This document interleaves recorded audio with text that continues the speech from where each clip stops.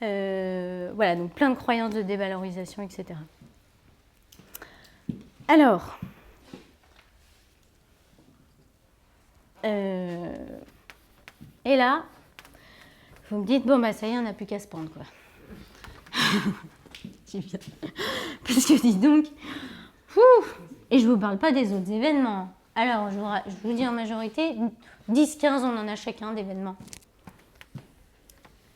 Ouais. En moyenne. La seule exception, voilà, donc je vous ai dit avant 2 ans, sauf exception, les traumatismes. Traumatisme sexuel, bien sûr que si vous vous faites violer à 8 ans, ça va laisser des traces. Hein. Les maltraitances physiques, les humiliations, les catastrophes naturelles, tout ce qui est cambriolage, enfin tout ce genre de choses, forcément ça va aussi, vous allez engrammer des choses à ce moment-là, d'accord? Donc ça c'est la majorité, mais après bien sûr il y a des cas, il y a des exceptions. Et donc, c'est maintenant que je vous parle de la sophranalyse. Alors, la sophranalyse, elle a été créée à peu près 15 ans par un docteur et elle a été améliorée par une neurobiologiste, le docteur Christine Louveau. D'ailleurs, elle vient sortir un livre, si jamais ça vous intéresse, donc, qui a été, donc, qui m'a formée. Et bien nous, qu'est-ce qu'on fait en sophranalyse? Eh bien on va, sous simple relaxation, retourner dans tous ces événements. Parce que vous avez compris, en fait, une fois que c'est engrammé dans le cerveau, ça passe son temps à boucler, à s'intensifier, à se reproduire de façon de plus en plus fréquente. D'accord? Donc nous, on va à la source. Étant donné qu'on travaille avec votre inconscient, pour certaines, enfin selon vos croyances avec votre âme directement, on va aller demander en fait d'aller à l'origine de vos problématiques. Donc, par exemple, manque de confiance en soi, eh ben, on va aller demander aller aux événements à l'origine de cette confiance en soi. Et là, on va retrouver ces événements-là. Il y a un décor qui se plante. Moi, je vois un petit peu, donc c'est sous forme de dialogue, hein, c'est vraiment très simple. Et là, eh ben, il y a des pensées, il y a des émotions, il y a des comportements. On commence à visualiser. Et puis au bout d'un moment, on commence à voir voilà, un décor qui se plante. Et là, on voit finalement où on est. La première étape, c'est qu'on va faire tous les liens. Ah ben en fait, c'est un copier-coller de ma vie, ce truc-là. Ben oui, parce qu'en fait, c'est ça. Vous comprenez qu'en fait, finalement, ben, on passe notre vie un peu comme dans un théâtre, hein, à revivre des trucs du passé. En gros. C'est pour ça que, à certains moments, vous allez pouvoir vous dire dans la vie, mais pourquoi j'ai fait ça? Je sais très bien qu'il ne faut pas que je le fasse, mais je n'ai pas pu m'en empêcher. Ou c'est comme si à des moments, je ne peux pas contrôler. Là, il y a la colère, je ne sais pas quoi faire.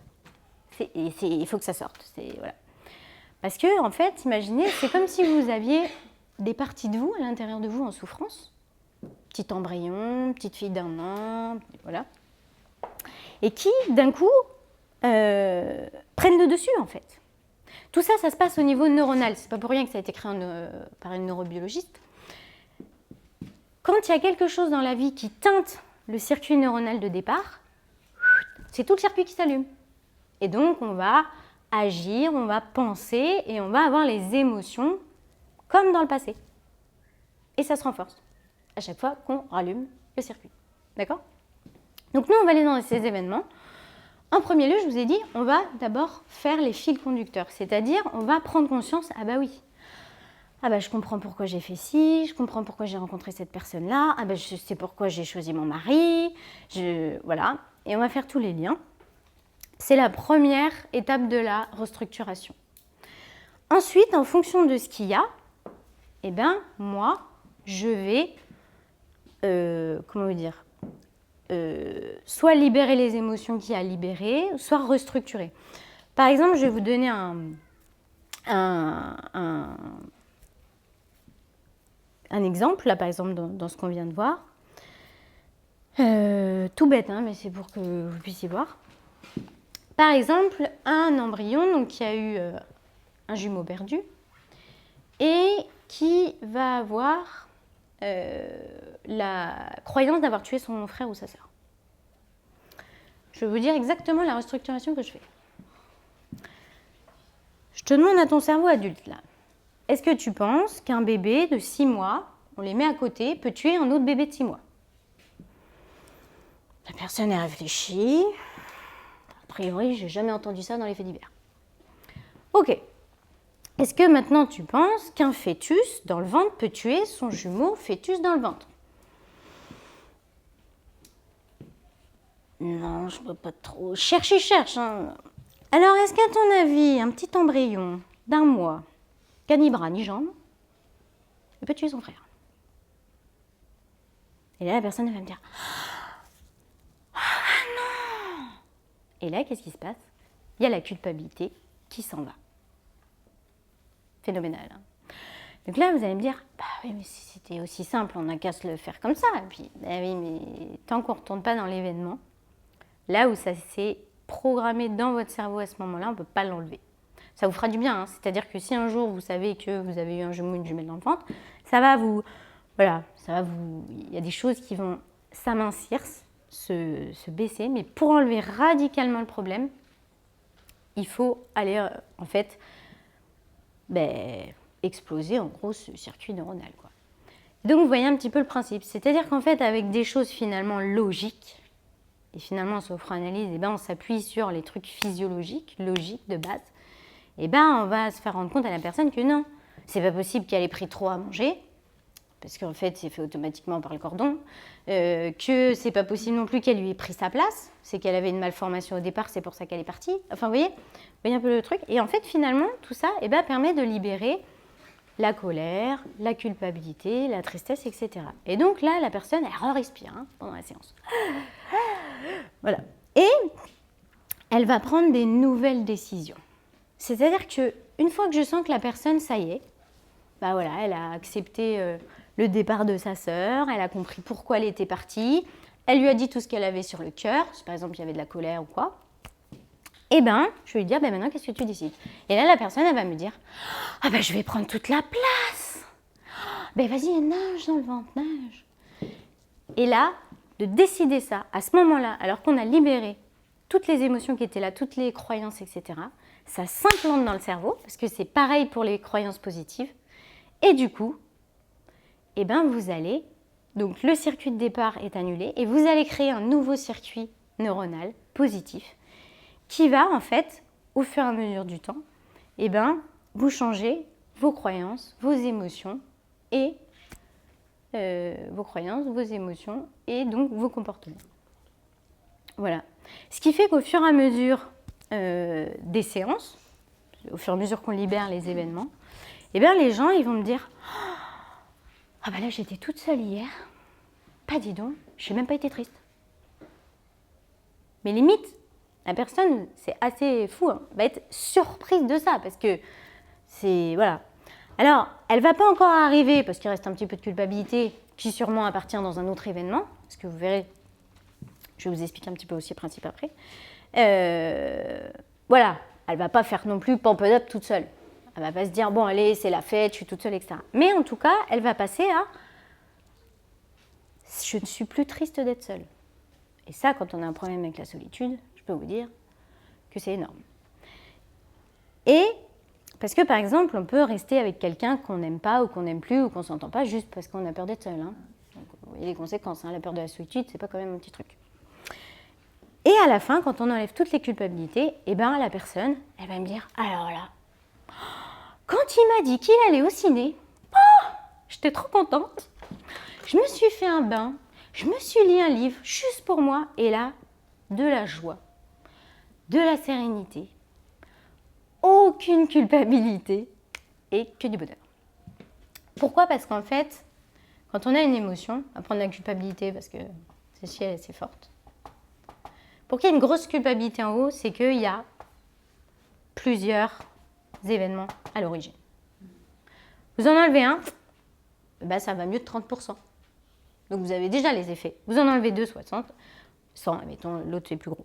Donc, au fur et à mesure des séances, où en fait il y aura eu de la culpabilité dans les événements qui ont été engrammés dans le cerveau, eh ben, on va pouvoir se débarrasser de ce sentiment de culpabilité. Voilà. Étant donné qu'on travaille avec votre inconscient ou votre âme, on ne peut pas se tromper d'endroit. Ça, c'est la bonne nouvelle. Ça veut dire que ce programme, il est fait pour vous, sur mesure pour vous. Parce qu'il y a des gens qui vont venir me voir et vont me dire « Bon, votre conférence, ça m'a parlé, là.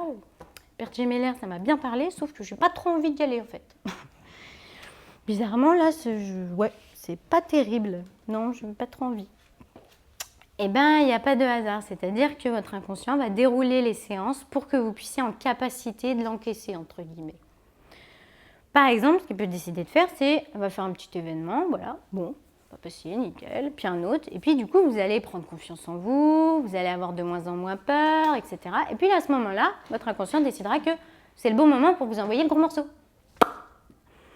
C'est un peu dur en séance, mais par contre, eh bien, vous faites un bond considérable. Et c'est comme ça que ça marche. Et c'est toujours adapté à la personne. Et on ne peut pas se tromper d'endroit.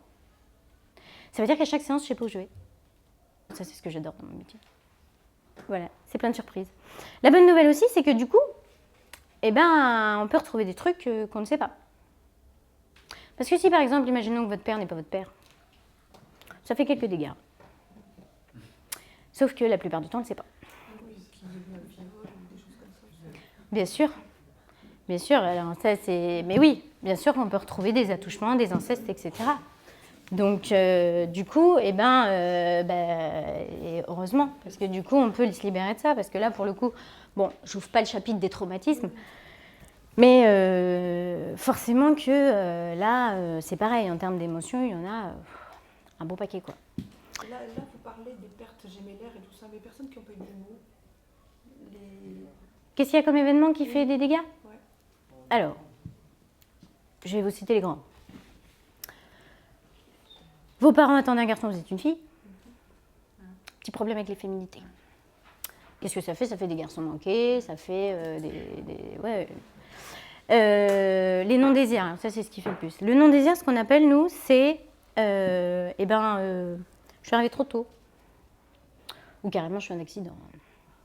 Parce que là, les croyances, c'est pas je sais pas où est ma place ou j'ai pris trop de place. C'est j'ai pas de place.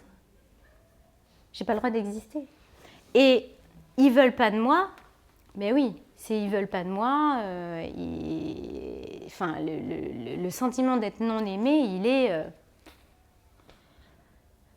c'est sûr qu'il est hyper fort en fait. Hyper fort. Parce que en fait, quand l'embryon, par exemple, la mère, elle apprend qu'elle est enceinte, et qu'elle se dit « oups, merde, excusez-moi », et ben il y a un sentiment de rejet direct.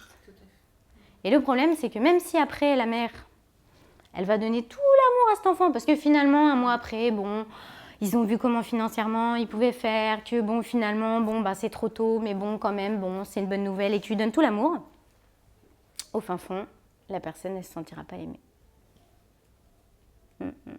C'est ça le problème. Donc le non-désir, qu'est-ce qu'il peut y avoir aussi Bien sûr. En fait, j'allais vous dire tout ce qui peut impacter la mère pendant la grossesse. Puisqu'en fait, vous êtes reliés par le cordon. Une émotion, et hormonalement, il y a une réponse chimique. C'est-à-dire que quand vous êtes, par exemple, une énorme tristesse d'un décès, eh ben, vous avez la tristesse qui va se déverser dans le corps. Et automatiquement, l'embryon, lui, il le reçoit automatiquement. Donc, il est envahi par cette tristesse. À ce moment-là, bon, là, il y a plein de choses qui peuvent se passer, mais ce qui se passe en général, quand il y a des décès dans le ventre, c'est pour aider maman, pour la soulager, je vais prendre un bout de sa tristesse. Et ça fait des personnes tristes à vie. Alors quand j'entends triste, c'est pas, voilà, ça peut aller jusque des dépressifs, mais c'est une personne où, même si elle a tout, elle n'est pas vraiment heureuse. Parce qu'elle porte de la tristesse qui ne lui appartient pas. Voilà. Ça peut faire ça, par exemple. Donc tous les événements, bien sûr, qui sont impactants dans la grossesse, Bon, je ne vous explique pas bien sûr s'il y a maltraitance du père sur la mère pendant la grossesse. Après, qu'est-ce qu'il y a aussi? Bon, après, il y a tout, hein, mais tentative d'IVG ratée. Non seulement on ne veut pas de moi, on essaye de m'enlever, mais je reste. Alors là, terreur, angoisse, ça fait des paranoïaques, hein, des schizophrènes, tout. Gros angoissés. Alors, un petit truc sympa aussi pour que vous puissiez voir par rapport à votre vie intra-utérine. À chaque fois que vous retournez vous couchez, vous retournez dans le ventre. Donc, votre rapport au sommeil, c'est le rapport à la vie intra-utérine. Donc, si vous avez du mal à aller vous coucher, que vous avez du mal à vous endormir, c'est que, a priori, c'était pas terrible dans le ventre. Si vous vous réveillez tout le temps la nuit, voilà. Voilà. Ce qui est aussi, je n'ai pas parlé, c'est la naissance. Naissance très impactante. La naissance, ça va faire comment vous allez avancer dans la vie. Si vous êtes resté coincé un moment dans le ventre le jour de votre naissance, eh ben, à chaque fois que vous allez décider quelque chose, il va y avoir un temps de latence. Avec sans doute des peurs, des angoisses qui remontent. Et puis après, hop, ça va se déclencher. Je ne vais pas ouvrir la page, mais forcément, si vous êtes né par césarienne, par déclenchement, le cordon autour du cou ou quoi, tout ça est peigné d'angoisse. Donc, ça fait des grosses angoisses au changement. À faire des choix. À chaque fois que vous allez avancer, vous revivez votre naissance. Comme à chaque fois que vous sortez du lit le matin. Donc, pareil. Si vous arrivez facilement à sortir du lit le matin où c'est vraiment très très dur, eh ben ça parle de votre naissance. D'accord ? Voilà.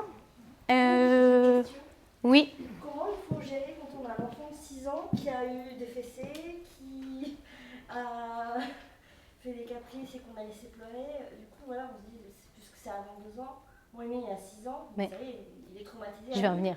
À cause de ce que j'ai fait ou pas fait. Bien sûr, mais oui, je vais revenir. C'est le dernier chapitre. Si vous avez des parents qui n'ont pas arrêté de se disputer, ça va aussi faire des trucs. L'arrivée d'un frère ou d'une sœur aussi. Bien entendu, j'ai oublié celui-là. À moins de 2 ans. Ben, bien sûr. C'est souvent. Surtout pour l'aîné. Oui. L'aîné, c'est on veut me remplacer. Hein. Ouais. Gros sentiment, ça peut aller sentiment d'abandon, grosse croyance de dévalorisation. S'ils veulent me remplacer, c'est que je vaux rien. Hein.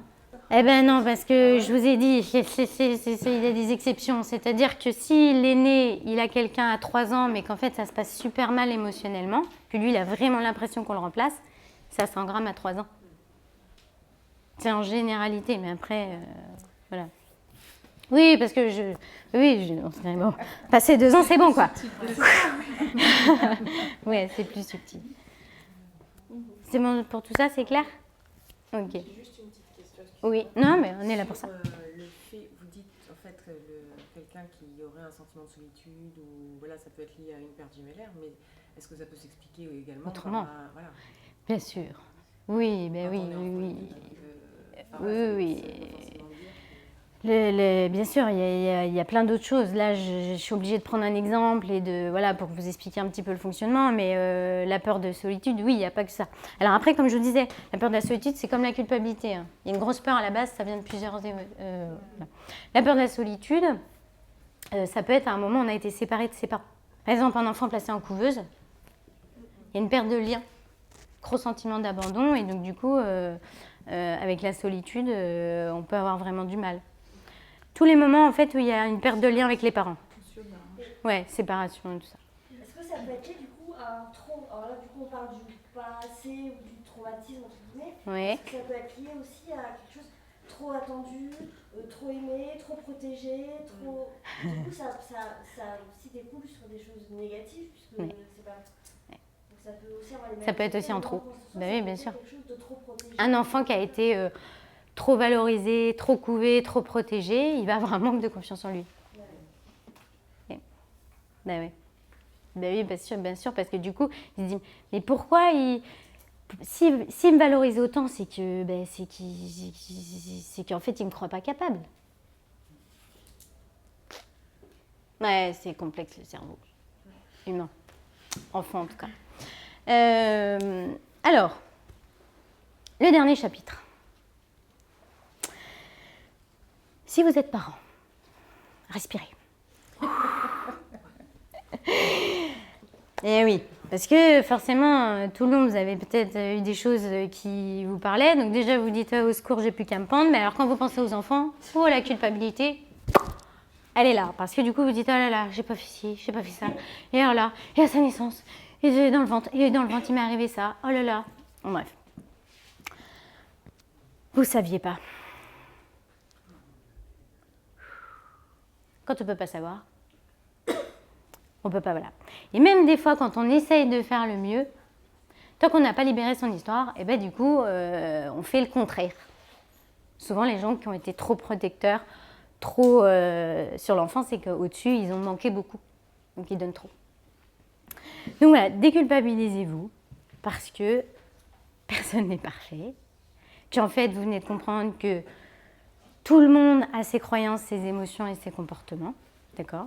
La bonne nouvelle, c'est qu'il y a des solutions comme la sophranalyse, mais il y a d'autres types, bien sûr, qui peuvent vous aider à casser ces croyances, ces boucles infernales. En ce qui concerne les enfants, donc là, je parle aux parents, pour déjà enlever un bout. C'est-à-dire que, bon, je vous l'ai dit, une fois que c'est engrammé, hein, c'est fichu. Mais bon, on va pas se dire, bon, là, attends, il faut que j'attende 18 ans pour qu'il restructure sa naissance. Parlez à vos enfants. On peut tout dire à des enfants. Si le parent, pour la fessée, juste après la fessée avait dit oh, « Pardon mon chéri, je suis désolée. J'avais plus le contrôle. Et du coup, c'est pour ça que j'ai fait ça. Je te demande pardon, je vais essayer de faire mieux la prochaine fois. » Et ça marche même à 6 ans. Et pourtant, on entend qu'il faut mettre un cadre, et qu'il faut justement les enfants leur montrer les limites. Bah, du coup, voilà. Ça a fait des dégâts. On s'en rend pas forcément compte. Ça fait des dégâts. Alors après, s'il y en a une,